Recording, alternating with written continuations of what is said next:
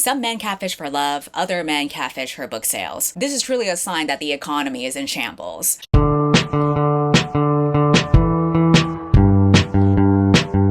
I'm in Mexico celebrating Pride Month for the weekend, which is why we are in a different location. But I wanted to film this video as soon as possible because I got a very concerning comment in my last video. It said, "Why you never talk about books from male authors?"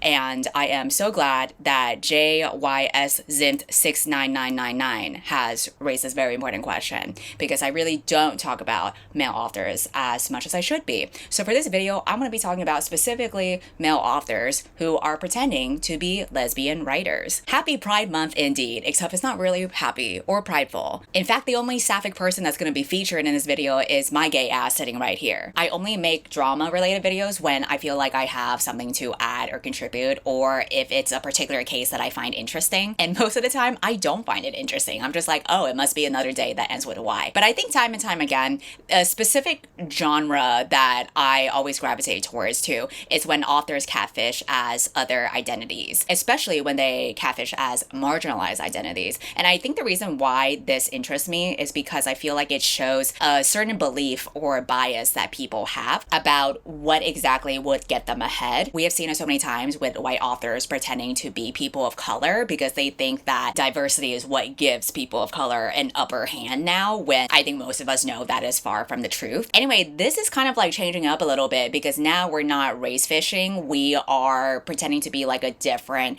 gender and sexuality. There have been two times where this has been found out, one from 2023 and then the other from this year, which is how I even found out that this was a thing. And I want to note that this is not about transgender people, because a transgender woman is legitimately a woman. This is not just one case, but two cases of men who have gone out of their way to pretend to be a completely different person in a way that is manipulative and just straight up false. It's not a matter of like them figuring out their identity or sexuality or whatever. Everyone, at least in my opinion, has the right to publish whatever they want. I don't believe in gatekeeping who gets to write what, especially when it comes to something as fluid as sexuality. The problem is posing as a lesbian woman and pretending that it's an own voices story and deliberately manipulating the type of life and personhood that you live in terms of like saying that you're in a lesbian relationship, having a completely different photo to emphasize that you're a lesbian author when you are not, befriending other lesbian writers and telling them that they should look into this other author's books when that other author is actually you who presents as a man, but you're using your lesbian alter ego to try to promote your books. Then that's where the territory is much different as opposed to like someone who is figuring out their identity or sexuality. Men's rights activists would probably argue that if it was the other way around, nobody would care because women have pretended to be male authors and nobody blinks an eye. But that's like comparing apples to oranges. One group has to pretend to be men because they have historically been ostracized and banned from publishing books due to being a marginalized group of people.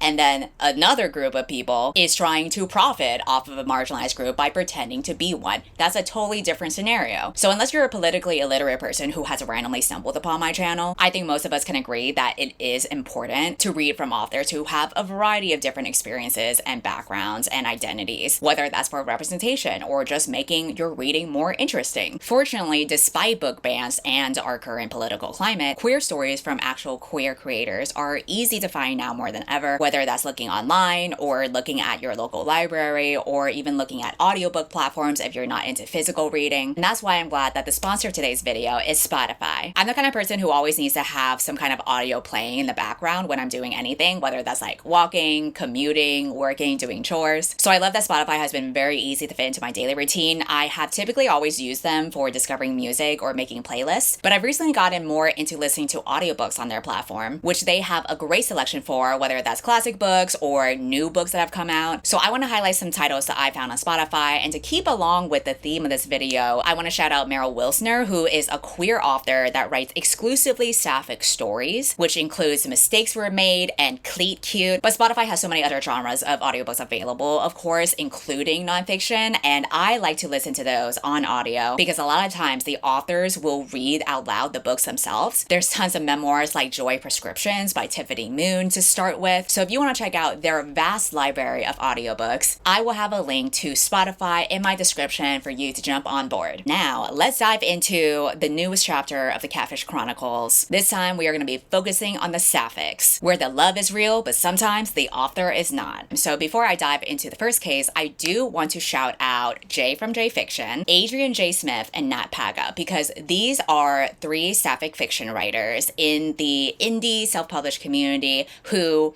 have been the ones that have spoken out about the first case that we're going to talk about. They have provided screenshots and they have talked in detail about their experiences. So I will link to their different blog posts about it in my description if you would like to read directly for them. But also those websites are great resources for sapphic literature in general. So the person that we're going to be talking about here that was discovered to be catfishing back in 2023 was an author who went by the name AC Adams. This was a writer who seemingly appeared to be a young lesbian woman from Boston. At the time, her author page on Amazon looked like this screenshot here. As you can see, the photo is of a nice looking young woman. Sure, she kind of low-key looks like a stock photo, but hey, maybe people just take weirdly professional photos that are like that. And this is what she wrote in her bio.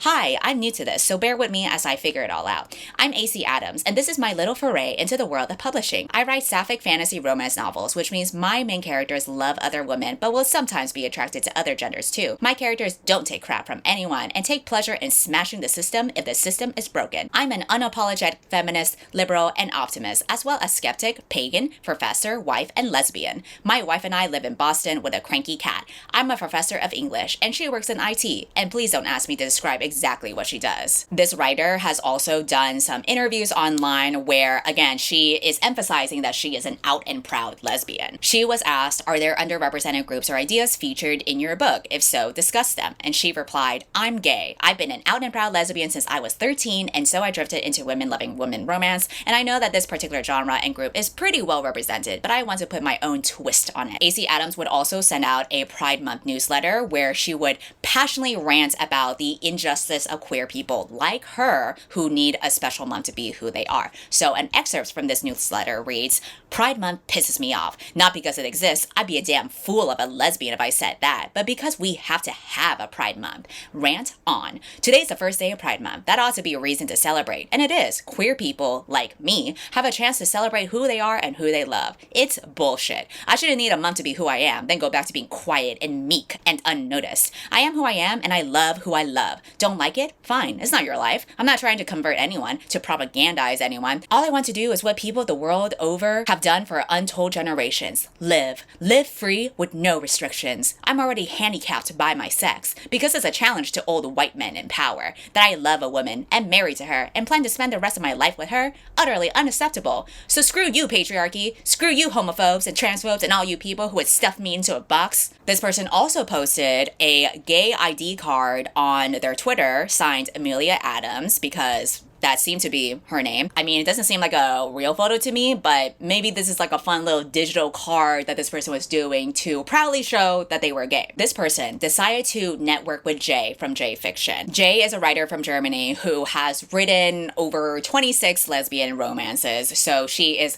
very passionate about this niche of literature, and she's very supportive of other sapphic writers online, so naturally, AC Adams decided to reach out to this person. She asked Jay to read her debut novel and recommend it to Jay's readers due to her platform. And while Jay didn't have time to do that, she still was very kind enough to invite AC Adams to participate in several cross promotions that she was organizing. She also included AC Adams in her sapphic book bingo, and she featured AC as a newbie author in her Facebook group. So she still went out of her way to introduce thousands of her readers to AC's writing and gave her advice whenever she emailed with questions questions. In her blog post about this, Jay notes that they weren't necessarily friends because it was more of like a one-sided relationship where she was essentially helping out a new author. But this author did like to name drop and mention that she was friends with Jay on social media. What became suspicious was that back in 2023, Jay noticed that AC Adams started promoting sapphic books by an author named Adam Gaffen, who identified as a straight man. She would promote this guy's books specifically in Jay's Facebook reader group and on AC's social media. And this wasn't just like a shout out every now and then, it was excessive. And it read a lot like it was self-promotion rather than someone being a fan of this random male author. So Jay decided to reach out to AC and emailed her asking if Adam Gaffen was a pen name of hers, to which AC replied back saying, "He's a friend of mine who's helped me along my writing career, and I'm giving him a boost back. I can totes cut back on the support. I see how it can be perceived. Hope that clears it up." But something still seemed off to Jay, because it's one thing if you were just trying to like help this guy out who was helping you. It's another thing entirely if you are promoting this guy's books way more than you're even promoting your own. Like, you are a writer. The book that you should be talking about is your own book. Why are you hailing up this guy way more than any other person, including yourself? So this is when Jay started looking into things, and she did a reverse search on the author photo on the bio, and lo and behold, it turns out that it was a stock photo website. Jay also found out that the LLC set up to publish AC's audiobook was registered to Adam Gaffen. So it was that point that it clicked together that AC Adams clearly wasn't a young lesbian woman. He is actually Adam Gaffen, a straight man in his 50s who doesn't reside in Boston. He lives in Colorado. So, you know, even the cities were totally different. He has a wife, 5 dogs, and 5 cats. And he is a writer of LGBTQ plus science fiction, mostly sapphic in nature.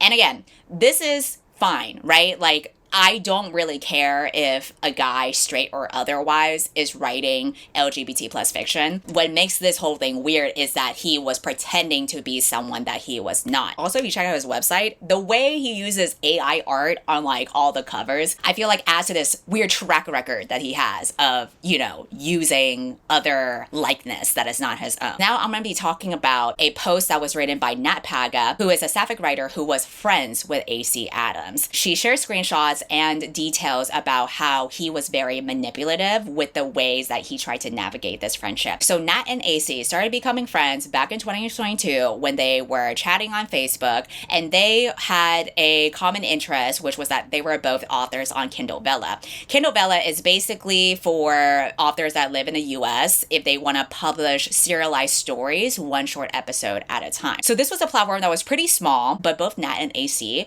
were in a lot of the same niche groups, and AC even moderated for at least one of her own that had 300 plus people. So at the time, AC released what she claimed to be her debut novel with a lot of prepared marketing ahead. And so her story quickly became one of the top rated sapphic reads on the Kindle Vella platform. To Nat's mind, she wanted to figure out like what was this person doing that she was not, because Nat, as an actual sapphic author, was struggling a little bit to get people to read her story. She also knew of this other person named Adam Gaffen at the time because he is also another person that was on the Kindle Vella platform and participated in this tournament. Nat personally didn't really care for Adam Gaffen because how he framed himself was a cishet, white, older male who wrote lesbian sci-fi stories, and sometimes he even authored these stories under his character's female name. So Nat didn't really care for this guy, and she thought it was kind of weird that like AC Adams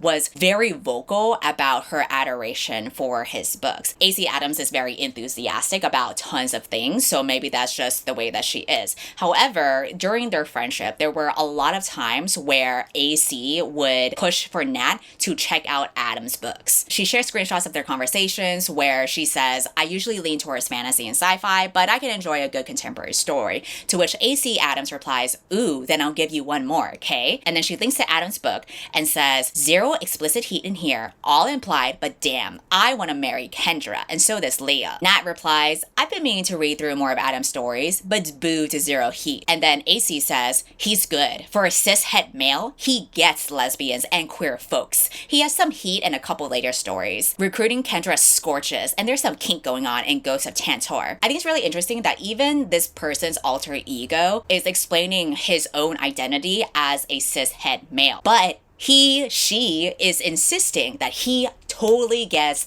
lesbians and queer folks with an X. And that's why his books are so great. He truly respects women so much that he became one on Amazon. Later on in the summer of that year, AC would then ask Nat to participate in an anthology that she was putting together. And so Nat agreed, and that was when AC invited Nat into a private group, which Adam was also a part of as AC's editor and mentor. I say this with quotation marks because this is the same person, but they're pretending to be two different people while talking to Nat. Even Nat confirms that they were interacting like completely separate people as they were commenting on each other's posts and spoke with other group members to coordinate the project. AC even posted a donation link for Adam to help fund his trip to an upcoming convention. The two of them also talked about purchasing author copies, and so this basically led to like a very easy setup for encouraging other group members to give Adam their credit card information and addresses. So Nat wants to note that like she's not insinuating that their info was stolen. It was just suspicious that the information had to be obtained in this kind of manner when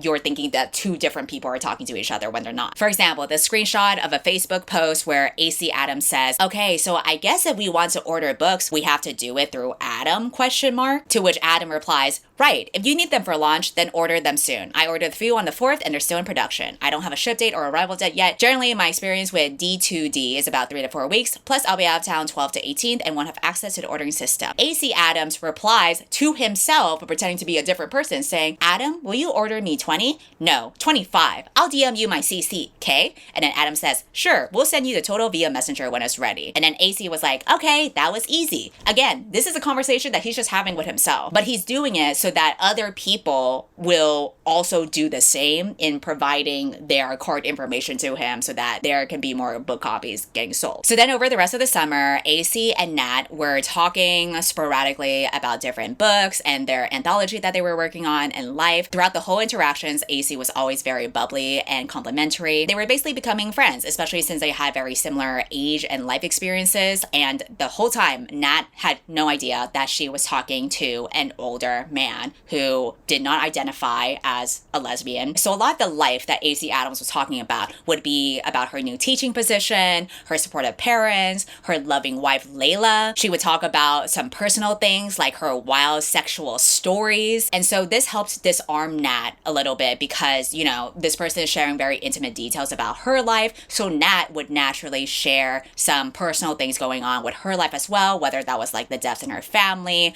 her sick cat, her sexuality, her imposter syndrome. They bonded over sapphic experiences and menstruation and workout gear. At the same time, again, she is aware of this Adam person who she had very fewer interactions and they were much more professional. Like she wasn't telling him any personal shit. She was just keeping it like cordial and polite. She did tell AC Adams that she felt some kind of distrust with Adam, or at the very least just wasn't really interested in the stuff that he had. Despite her telling AC that, Adam would continue to go deeper with Nat via this identity of AC. For the rest of the year, the conversations that Nat would have with AC would escalate to the point where they would speak almost daily. And then there were a ton of instances where Adam would use AC to try to get closer to Nat or sell her things. So one example is that AC once told Nat that she had a Christmas gift for her, and that gift was paying for Adam to do half of the edits for Nat's upcoming upcoming novel.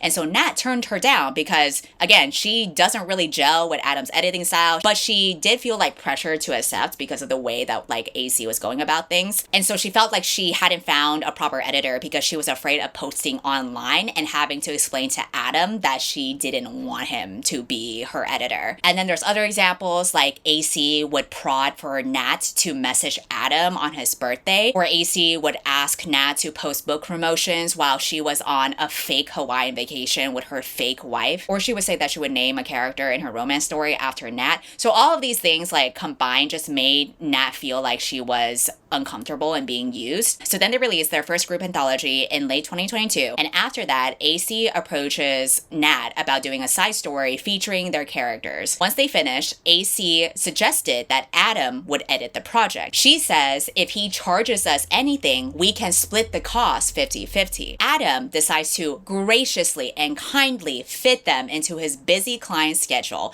because he tells Nat that AC reminds him of his daughter. He would also send Nat screenshots of himself and AC discussing the editing, and he would just send these unprompted. It's not like anybody asked him to send these screenshots, but I guess he did it to make it seem more real because at that point she was having doubts about their identity. So then after the edits were complete, Adam emailed AC and Nat to let them know the final cost, and then Nat paid him over Venmo, and she noticed that he also had a payment from AC Adams at the same time. And again, this is like another step to sell the lie and make it seem like they really are two separate people. So then at one point, Nat half-jokingly asks AC if she was Adam, to which AC replies, "You still sipping those drinks? This is some crazy talk. You need to get out more and stay away from the keyboard. Wowzers." But clearly he was still thinking about it because a few days later, unprompted, AC Adams brings up the topic again. "Oh yeah, I talked to Adam last night. Told him what you said about me being a figment of his imagination. I thought he was gonna die. He was laughing so hard." And then a couple weeks later, AC would offer an explanation for how she and Adam met. "I ever tell you how I met him? This was a couple years ago, and I was really jonesing for some queer sci-fi, specifically sapphic sci-fi, because there isn't all that much. Lots of alien human stuff, but it's all hetero with different skin, you know? So he came out with the first book, The Cassidy Chronicles, and I grabbed it when it was free. Didn't have a clue, just saw it started at a poly wedding and said, yep, gonna read it.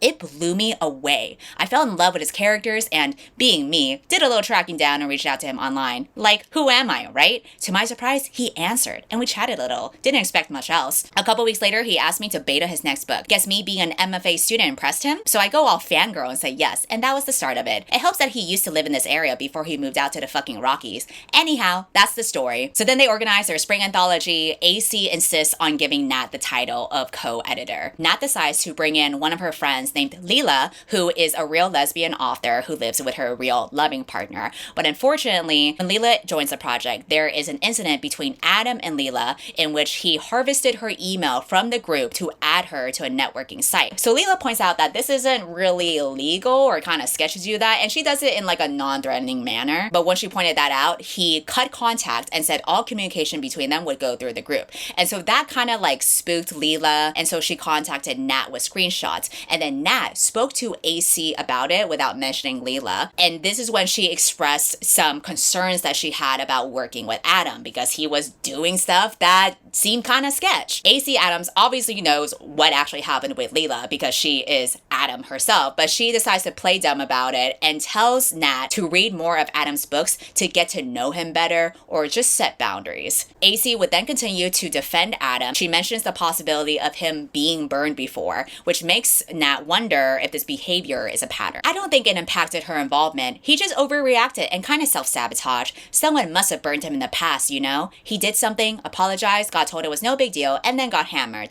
That's my Miss Junior psychologist. Anyway, nothing much we can do about the past. Unless you happen to have a time machine, mine's in the shop. So Leela and Nat continue to show hesitation about being involved in this anthology project, so then AC decides to drop Adam from their anthology. However, she never stops defending Adam's actions, and weirdly, another author who would have participated in the anthology also claimed that Adam told her in person that he would still be editing the project. So again, a lot of things are just not adding up. Some of the messages that AC said include, I did ask him about that part. It's a network like LinkedIn and he wanted her as a connection, but it was definitely an error in judgment. And I don't know why he wouldn't be comfortable with you. Has he said anything to you? Because I haven't said anything to him about you or what you've said here. That's between you and me. Smiley face. Anyway, Nat does not know the motivation for why why he was doing all of this shit. She wonders if it was like a marketing tool to boost his writing and editing career, because as AC Adams, she would constantly post about his book and rave about his editing services. So clearly, you know, she was trying to help him get paid, or he himself was trying to help him get paid. He truly was like, I would never speak over women unless I can make $3.99 per ebook. At one point, Adam reached out to Nat to ask if she was interested in being a guest at an upcoming convention.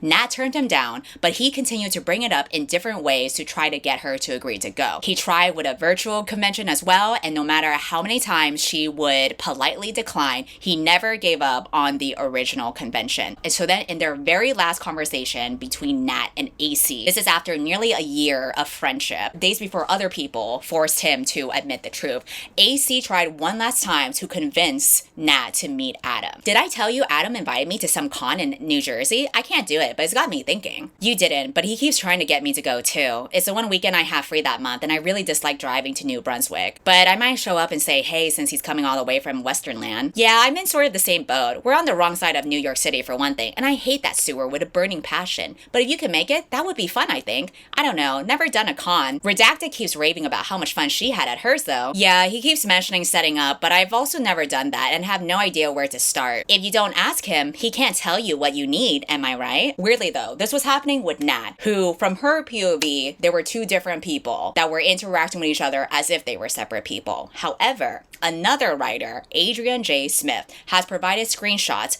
where she had been corresponding with Adam over email, who would tell her that he writes under the pen name AC Adams. For context, Adrian first met Adam when he signed up for her newsletter and responded to one of her automated sequences. Since they live in the same general area, they started talking about conventions where they could sell books, and during this exchange of emails, he referenced another pen name. So here we have the screenshot that says, I'm out there as AC Adams as my pen name, and then another screenshot that says, I write science fiction and LGBTQ characters. It is hit and miss, but that's who my characters are. AC stuff is sapphic fantasy romance. So at the time of receiving these emails, Adrian didn't really think anything of it because, you know, a writer having a pen name is very common, not a big deal. There are so many legitimate reasons to have a pen name. It wasn't until much later when Adrian finally looked at AC's biography on Amazon, where we were reading it earlier, as you know, totally different photo, totally different life that is being written in the biography. This is another screenshot that Adrian provided in the bio. It says, a quick update on my real life. Layla proposed to me last April. We got married in July and then didn't have a honeymoon, which was fine. We didn't need one, right? Layla disagreed, so she surprised me with a delayed honeymoon, and we spent a week cruising around Hawaii on Norwegian. Oh wow. Other than the jet lag, there is nothing I would change about this trip, and if you have the chance, do it. Anyway, that was the big deal over break. In a few days, I'm back to work teaching, and I really want to have all of testing faith done by then. Okay, enough chatter. Goodies. So again, it's weird that you're presenting these life updates for a life that does not exist. It's one thing to have a pen name for any kind of legitimate reason. It's another thing to pretend to be a totally different person while you are becoming friends with other younger women who are lesbian, sapphic, whatever, and misleading them and getting them to share personal information with you and really trying to push for your actual identity to get his book sold. And so Adrian emailed him and told him enough was enough. He was basically caught, and that was when he finally came forward and admitted it publicly. He posted on his Facebook saying, AC Adams doesn't exist. She never did. I intended it to be a pen name, but over the course of time, it morphed into something far more and far worse. This persona was an embodiment of cultural appropriation. Doing so was wrong and violated the trust of everyone who believes me. I take full responsibility for my actions. I offer no excuses. He then deleted AC Adams' social media profiles, but that also kind of leaves anyone that he formed relationships with through AC that don't know who Adam is forever wondering, hey, whatever happened to that random girl whose photos look like a fucking stock model? He also sent out a newsletter to people who had subscribed to AC's mailing list, but not everyone that he formed relationships with is a subscriber. He later sent out a short second newsletter that reveals his name, but only after someone called him out for not doing that before. Adrian believes that his apology newsletter has more lies because he says he realized months ago that he had gone too far and was planning an exit strategy that would reduce the character of AC to a pen name again. But that doesn't really make sense because if so, why did he post an interview where he talks about being an out and proud lesbian? Why did he go out of his way to post his gay AAA ID card with a fake signature? Why would he do all this extra shit if it was something that just simply got misinterpreted or went out of hand? Okay, I'm back home, so let's take a look at what he has done since he has been caught. If you look at AC Adams' author's bio on Amazon, he has taken off the picture. The bio now says in all caps, "This is a pen name." However, he did not unpublish any of the books that were released under AC Adams or any of the sapphic books that he has written under Adam Gaffen. So theoretically, people could still continue to buy those books. Nat has also said that after deleting AC's accounts and sending out a blanket explanation on AC's newsletter, of which it did go to Nat's spam box, Adam also unfriended Nat from social media so that she could not see his post coming clean. She only found out what happened when mutual friends reached out to her to see that she was okay. So basically he did like a massive apology, but it wasn't really personal to the people that he had directly been in contact with and have been manipulating. He continues to promote his other novels and plans convention visits where he's slated to speak at panels about queer representation and gender identity, and he continues to call himself an ally. So the facts of the matter when you look at this case is this: Adam Gaffen is a middle-aged, cishet, white American man. He does not have any experience being a minority in this country, and yet he has used this alter ego to pretend to be a different person that is of a marginalized identity and talks about how she is marginalized and uses it for his own profit by literally roping himself to coordinate the book sales and editing services. And I'm sure this happens all the time, but I think because this happens specifically in the sapphic fiction writing community, which is a smaller interest group, I think that makes them more vulnerable, because obviously when you are a self-published writer or an indie writer and you write sapphic fiction instead of something that's more mainstream, you have to like look out for each other. You're not in it because you're gonna be rich from it. You're in it because you genuinely really like writing these types of stories. And so for him to go inside this small, close-knit community and abuse the rules about no self-promotions on those Facebook groups by pretending to be a different person and manipulating other people, it is just not only like appropriation of identity, but just really shady and sketchy behavior. Like regardless of whether Adam is straight or a gay man or however he chooses to identify, it was clear from his actions that he was appropriating a queer identity as a marketing tool to push his books out further. And so now let's get into the second most recent case of another male author allegedly pretending to be a lesbian writer to promote their sapphic fiction. So this is alleged because this person hasn't admitted that they have done it. So the source that I am turning to for this is J Fiction, who has unfortunately been through the ringer so many times. So I'm just going to present you the evidence that Jay has put forward, and it is up to you whether you think that this is another case of it happening again.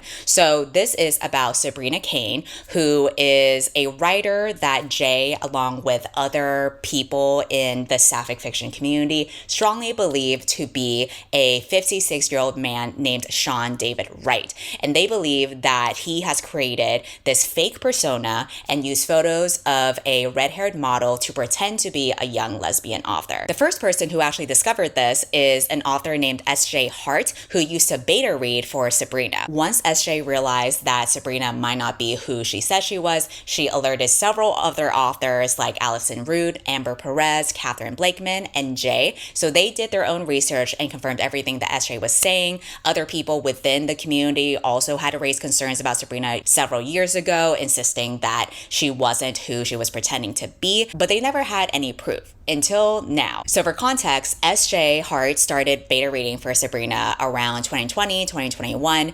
At the time, Sabrina has presented herself as someone who is a white redheaded woman in her late 20s who lives in California with her girlfriend Katie. S.J. and Sabrina started interacting daily on Twitter and then forming a friendship. They also had mutual author friends that were beta reading for Sabrina, so they were sharing details with each other in this group chat, not just about their writing, but their own personal lives, because to their minds, they thought they were talking to other sapphic women just like them. Eventually, SJ and other beta readers decided to step away because they had concerns about the way that Sabrina would handle certain topics in her books. Like, for example, she would use the words like schizophrenia or crazy pretty flippantly, and she was just like approaching topics in not a quite sensitive way. And also when people brought up those concerns, she would react in a way that would bring up red flags for them. And so people started to feel uncomfortable. They also felt like certain scenes were written from a male gaze. So then the suspicions really increased when one day Sabrina posted on social media a drawing that SJ began to recognize as something that looked very familiar to her. So she did a reverse image search of the drawing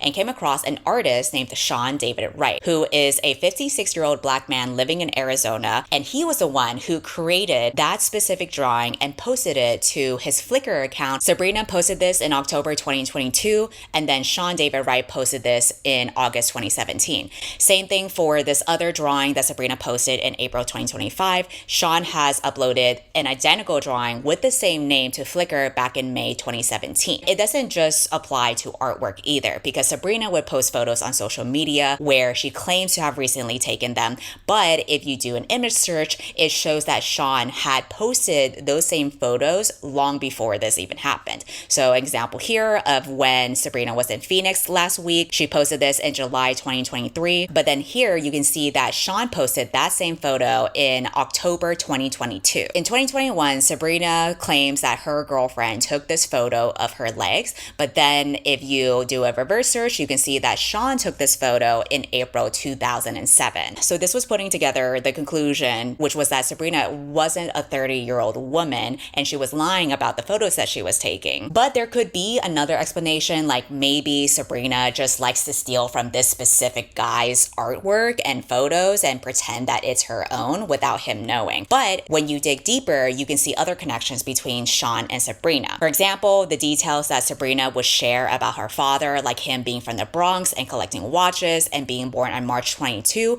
are actually true about Sean. Sean has also been to Carlsbad, where Sabrina claims to live several times. And if you look at the photos of the living rooms of both Sabrina and Sean, you can see the same decoration of this framed Metropolis poster on the same wall here. There's also a specific figurine that you can find in both Sabrina's photos and Sean's photos of their home. Other commonalities include both of them being a huge fan of Star Wars and the Dutch painter Vermeer. They both posted about going to Amsterdam to see Vermeer's art within a few days of each other in October 22. And then if you check the dates on the social media post here, you can see that Sabrina posted 5 days before Sean did. So it wasn't possible for her to have stolen the idea for the post from Sean. Something that people considered was that maybe one of Sean's daughters is Sabrina, but then that doesn't make sense because she would have been a child at the time that the photo of Sabrina's legs were taken. And the daughter is also married to a man instead of living with a girlfriend in Carlsbad, which is what Sabrina, this alter ego online, claims to have. And so then when you look at the red-haired woman that Sabrina has posted as herself, a reverse image search shows that this is a model named Anna who is married and recently gave birth to her first child. Not to mention that the photos that she would post of herself would be at a much later date compared to the original photo that the model Anna posted. Like this black and white photo of her in 2024 was originally posted on Anna's Instagram account in 2023. And then another connection between Anna and Sean is that he tagged her in a drawing that he created of Anna on his Instagram account. Basically, Sean seems to be the person connected to everything. Sabrina has also posted time-lapse photos showing how the artwork was created, and nobody other than Sean would have access to those. So this isn't something that's like definite proof, but it is the same trail that many other people in these catfishing videos that we've talked about have been following. And then one final clue that points that this may be Sean is the fact that he has published 2 sapphic romance novels under his name. The main characters of Sean's books are named Katie, like Sabrina's girlfriend, and Daniel Edwards, which is the name of the photographer who is credited with taking the author's photo in Sabrina's first book. And so with all of this evidence piling up, SJ did reach out to Sabrina. SJ said, if you choose not to come clean, then we will be forced to have to disclose the truth ourselves. We will give you until tomorrow Tuesday to come clean, and then we will have to take action. I'm really disappointed in this and you and myself for trusting you. To which Sabrina replies, so I don't hear from you for years and this is what I wake up to? No, no, no, ...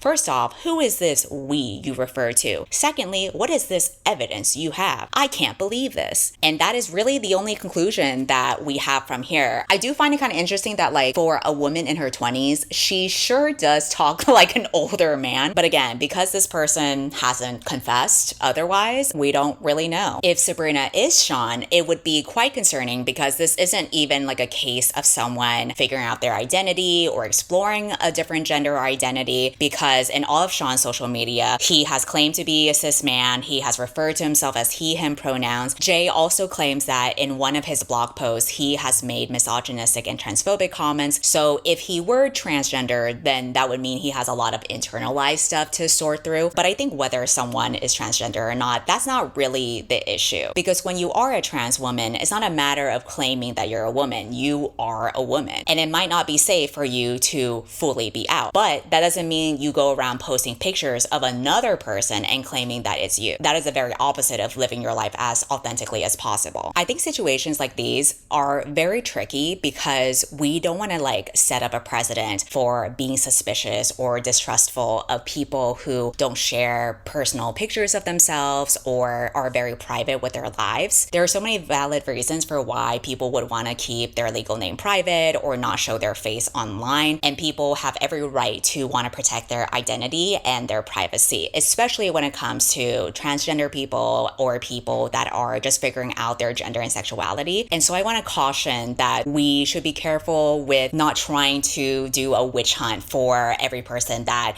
isn't openly sharing details about themselves. I just think it's a shame that it's because of the trust and support that writers are giving for each other, especially for smaller communities like these, that are being taken advantage of by people like Adam. I was trying to think about why men were pretending to be lesbians writing sapphic fiction to the point where like we have not just one case, but possibly two cases, especially because it's not like writing sapphic fiction is gonna make you rich. Like that's a very slow, long, arduous, get rich quick scheme that's likely not gonna work. I think, at least my theory from this is that it is niche. Sapphic fiction may be like a smaller, less popular thing, but it still has a loyal, growing readership. Even if it's not mainstream, people who are into it are dedicated to it. And so maybe people, usually people of the majority group, feel like they can exploit them in some kind of way. I also think that, as we have seen from previous catfishing videos I've made, there is like this increasing emphasis that publishing has for own voices narratives, which are basically stories told by people from the communities that they're writing about. And I think that, unfortunately, people in the majority group, like white writers or male writers, see this as social capital, which I think is very naive because it assumes that to be a marginalized author, that's going to give you a leg up in the industry, which is very far from the truth when you actually hear the stories behind the scenes. Just because you see agents or people on the internet talking about wanting to read diversely doesn't mean that they actually walk the walk. And if anything, they only talk about reading diversely in response to the problem that we have today, which is that people, for the majority of it, are still reading the same types of authors and stories. And so I think for this specific instance, maybe pretending to be a lesbian author was a way for them to gain credibility or social approval or even awards and support that was meant for marginalized groups. Basically, it just assures that you have a seat at the table, even though you weren't invited to the table. And then an even more unpleasant interpretation for this is maybe there is like a voyeuristic angle to this, because obviously this isn't a way to add representation or authenticity for lesbian experiences, but maybe a way to fulfill your own fantasies or feel like you are able to get away with something. I don't know. I'll never truly understand the psychology behind people who do stuff like this, but I do think that it is extremely problematic in that it erases a lot of trust that people have with each other. It takes up space and resources that could have gone to actual lesbian and queer writers. And also I think it perpetuates a lot of harmful tropes. Like you might be reading a book by AC Adams and you think that this is how lesbians are, when really that isn't the case at all, and it was not accurate representation. Or maybe now you're paranoid that you're going to read another AC Adams book and now you're going to evaluate other lesbian writing to see if it is representative of their group or not. So it really is just like a lose-lose situation, but I think ultimately is contributing to this long pattern of white people, men, people in the majority group essentially co-opting queer narratives or people of color narratives for their own personal gain. I don't think there's a clear-cut way to realize that someone is pretending to be a different person, especially when it comes to writing, because writing can be so subjective. I don't think that you should assume someone is not of a certain group based on poor writing, for example, because there are genuine queer authors that are beginners too. There are many queer women who are mass presenting or non-binary, and there are many queer women who may write experiences that are not reflective of their whole group. I feel like for these cases, it's important to focus on on patterns and impact, and that way that can avoid any speculative witch hunt. I would say the biggest flag is probably the inconsistencies in someone's online persona. So seeing profile photos that are like stock images or AI generated is definitely like a flag in my mind. But I think that if you are ever unsure about an author, it helps to read reviews by other queer readers and to follow discussions in sapphic fiction communities. That's how I even found out that this was happening, thanks to a lot of these sapphic writers that were writing about this. And most importantly, it's good to support authors with a transparent presence. And by that, I don't mean they have to show their face or their real name. I think you can be transparent in the ways that you go about with your work and how you interact with other people, even if you are under a pseudonym. You can be a transparent and authentic person without even showing your face or your real name. So I guess my conclusion to end this video is to support actual queer women. It's not that hard, unlike his protagonist, apparently. I know a lot of you like it when I have these discussion videos about what's going on in publishing, so I think my next one will be about AI in general. So I guess we're gonna continue the trend of falsehoods with writing. But until then, I will see you next time. Goodbye.